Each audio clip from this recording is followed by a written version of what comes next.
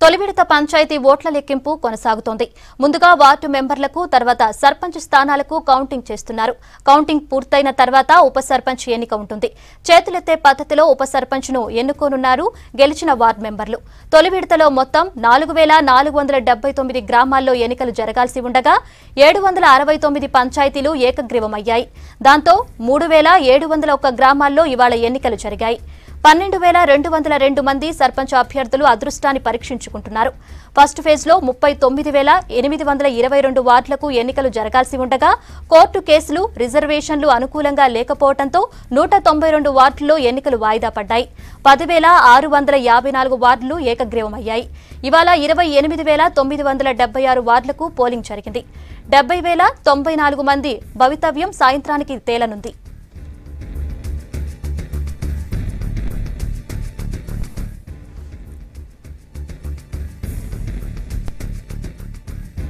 తొలి విడత పంచాయతీ ఎన్నికల్లో 80% పోలింగ్ నమోదైనట్లు చెబుతున్నారు అధికారులు. ప్రస్తుతం కౌంటింగ్ కొనసాగుతుంది. వెబ్కాస్టింగ్ ద్వారా ఓట్ల లెక్కింపును పరిశీలిస్తున్నారు అధికారులు.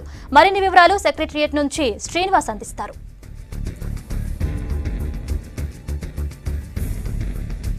మాధురి, రాష్ట్ర ఎన్నికల సంఘం కార్యాలయం నుంచి మొత్తం రాష్ట్రంలో అంటే ఫస్ట్ ఫేజ్లో గ్రామ పంచాయతీ ఎలక్షన్స్కు సంబంధించి కౌంటింగ్ జరుగుతుంది. ఆ కౌంటింగ్ను కూడా ఇక్కడి నుంచి పర్యవేక్షిస్తున్నారు. మనం ఒకసారి విజువల్స్లో చూస్తే ఇది వెబ్కాస్టింగ్ ద్వారా జరుగుతున్నటువంటి విజువల్స్ మనకు కనపడుతున్నాయి. ఇక్కడ ఈ విజువల్స్లో చూస్తే ఇది మిరుదొడ్డి అనేటువంటి అంటే ఇది గజ్వేల్ నియోజకవర్గానికి సంబంధించినటువంటిది. ఇది ఇక్కడ మనం కనుక చూస్తే మొత్తం ఎవరైతే అభ్యర్థులు ఎంతమంది పోటీలో ఉన్నారు, తర్వాత వారికి సంబంధించినటువంటి నమోదైనటువంటి ఎన్ని ఓట్లు పడ్డాయనేటువంటి విషయాల మీద కూడా ఇక్కడ లెక్కింపు జరుగుతుంది. అంటే 2 గంటలకు లెక్కింపు జరగాలి. కొన్ని చోట్ల కొంత ఆలస్యంగా జరుగుతుంది. మొత్తంగా అయితే దాదాపుగా 4479 గ్రామ పంచాయతీలకు సంబంధించి సర్పంచులు ఉంటాయి. ఇందులో 789 సర్పంచులు ఏకగ్రీవమైనాయి.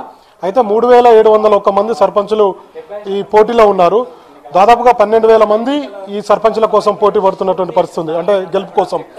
ఇక వార్డు మెంబర్ల విషయానికి వస్తే దాదాపుగా 39,822 వార్డు మెంబర్స్కు ఎన్నికలు జరగాల్సి ఉండగా ఇందులో 10,654 ఏకగ్రీవమైనాయి. 28,000 మంది ఈ పోటీలో ఉన్నారు. మొత్తంగా అయితే ఉదయం 7 గంటల నుంచి 1 గంట వరకు అంటే 1 గంట 10 నిమిషాల వరకు కూడా పోలింగ్ జరిగింది. ఓటర్లు తమ ఓటు హక్కును వినియోగించుకున్నారు. అయితే 9 గంటల వరకు 27% ఓటింగ్ నమోదైంది. తర్వాత 12 గంటల వరకు దాదాపుగా 70% అయింది. ఇక 1 గంట వరకు ఇంకొక 3-4% పెరిగి దాదాపుగా 84%కి ఈ పోలింగ్ నమోదు శాతం పెరిగింది. అంటే ఆల్మోస్ట్ మేము అనుకున్న పోలింగ్ శాతాన్ని రీచ్ అయ్యామని చెప్పి అధికారులు చెప్తున్నారు. మొత్తంగా అయితే ఇక దాని తర్వాత అంటే ఈ బాక్సులకు సంబంధించి ఎందుకంటే ఇది ఈవీఎంలు కాదు, ఇన్ని వేల వార్డులకు ఇన్ని వేల సర్పంచులకు ఈవీఎంలు పెట్టాలంటే కష్టతరం. ఎందుకంటే జనరల్ ఎలక్షన్లోనే దాదాపుగా 55,000 ఈవీఎంలను పెట్టారు. కాబట్టి ఈ లక్షల్లో వార్డులు ఉంటాయి కాబట్టి వీటన్నిటికీ ఈవీఎంలను పెట్టడం కష్టం. కాబట్టి ప్రతి వార్డుకు బ్యాలెట్ ఉపయోగించారు. ఈ బ్యాలెట్లో కూడా అభ్యర్థి పేరు ఉండదు. తర్వాత వాళ్ళకి ఒక నెంబర్ ఉంటుంది. ఆ గుర్తు మీద అందరు ఓటర్లు కూడా ఈరోజు తమ ఓటు హక్కును వినియోగించుకున్నారు. అంటే ఎగ్జాంపుల్ ఒక విమానం గుర్తుంటే విమానం గుర్తు సర్పంచ్కు ఉంటుంది. అట్లా ఆ విధంగా ఆ గుర్తును చూసే ఓటు వేశారు ఇప్పటివరకు ఈరోజు జరిగినటువంటి ఎన్నికల్లో కూడా. అంటే ఎప్పటికైనా కానీ ఈవీఎంలను పెట్టడం అనేది కష్టతరం కాబట్టి బ్యాలెట్ను ఉపయోగించామని చెప్పి ఎన్నికల అధికారులు చెప్తున్నటువంటి పరిస్థితి. అంటే ఓవరాల్గా చూస్తే కనుక ఓటింగ్ పర్సెంటేజ్ అయితే సక్సెస్ఫుల్గానే జరిగింది. ఎలాంటి ఎక్కడ సంఘటన జరగదు. ఇక కౌంటింగ్ విషయానికి వద్దాం. కౌంటింగ్ అయితే 2 గంటలకు ప్రారంభం కావాలని ఎన్నికల సంఘం అనుకున్నప్పటికి కూడా దాదాపుగా 2 గంటలకు తర్వాత అంటే 2:30 అట్లయింది. ఎందుకంటే లంచ్ చేసి అధికారులందరూ కూడా కౌంటింగ్ స్టార్ట్ చేశారని చెప్పవచ్చు. ఈ కౌంటింగ్లో ముఖ్యంగా వార్డు మెంబర్లకు సంబంధించి కావచ్చు, లేదంటే సర్పంచ్లకు కావచ్చు, ఒక గంటన్నరలోనే తేలే అవకాశం ఉంది. కొన్ని చోట్ల ఎక్కువగా కాంట్రవర్సీ ఉన్నది, లేదంటే వివాదాస్పదమైన పంచాయతీల్లో మాత్రం భద్రత ఎక్కువగా పెట్టారు. అక్కడ పోలీసు పహారా ఉంది. మరోవైపు అవసరమైతే అక్కడ వీడియో షూటింగ్ కూడా చేయాలని చెప్పి నిర్ణయం తీసుకున్నారు. అంటే ఒకవైపు భద్రత పరంగా అన్ని చర్యలు తీసుకున్నారు, ఇంకొక వైపు ఎక్కడ ఎలాంటి అవాంఛనీయ సంఘటనలు కూడా జరగకుండా అన్ని చర్యలు తీసుకున్నారు. ఇప్పటివరకు ఒక 4-5 చోట్ల గుర్తుల సంబంధించి కొంత ఇబ్బంది అయింది. కానీ ఓవరాల్గా అయితే పంచాయతీ ఎన్నికలు సజావుగా సాగాయి. మేము అనుకున్నటువంటి 80% మేము అనుకున్నాం. ఆల్మోస్ట్ ఆ పర్సంటేజ్ వచ్చిందని చెప్పారు. ఇక కౌంటింగ్ ఒక గంటన్నరలో ఎవరి భౌతవ్యం ఏంటి అని తెలిపోతుంది. ఎందుకంటే నోటిఫికేషన్ వచ్చినప్పటి నుంచి కూడా పెద్ద ఎత్తున ఇక గ్రామాలలో మనకు తెలుసు పంచాయతీ ఎలక్షన్స్ అంటే ఏ విధంగా ఉంటాయో, లోకల్ వార్ అంటే ఎవరు గెలుపొందుతారు, ఏ విధంగా ఉంటుంది, తర్వాత ఎవరు సర్పంచ్ అవుతారు, ఇట్లాంటి విషయాల మీదనే గత కొన్ని రోజులు కూడా కసరత్తు నడిచింది.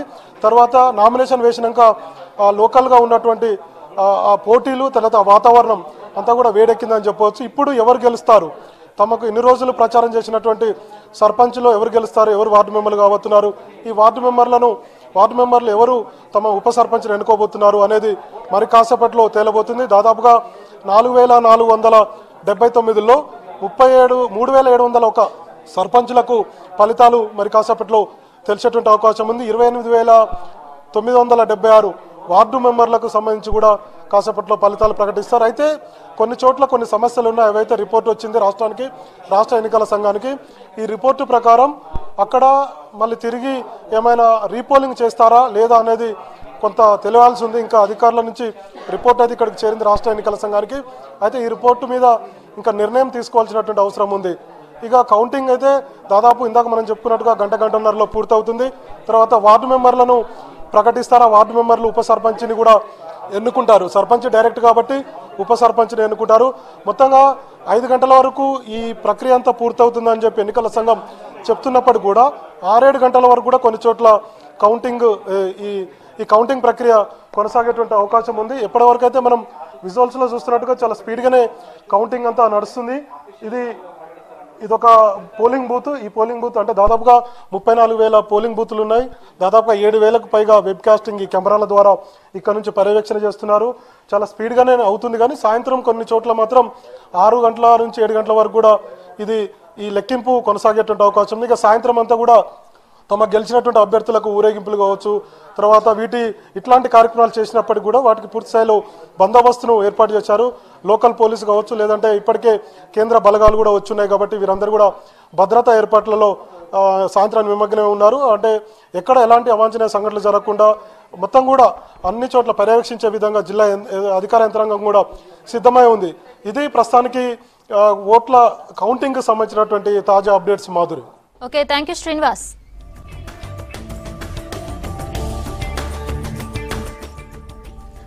రంగారెడ్డి జిల్లా కొత్తూరు మండలం ఇన్బుల నర్వే నుంచి కౌంటింగ్ పై మరిన్ని వివరాలు బుచ్చన్న లైవ్ లో అందిస్తారు. బుచ్చన్న, చెప్పండి, కౌంటింగ్ ప్రక్రియ ఎలా కొనసాగుతుంది?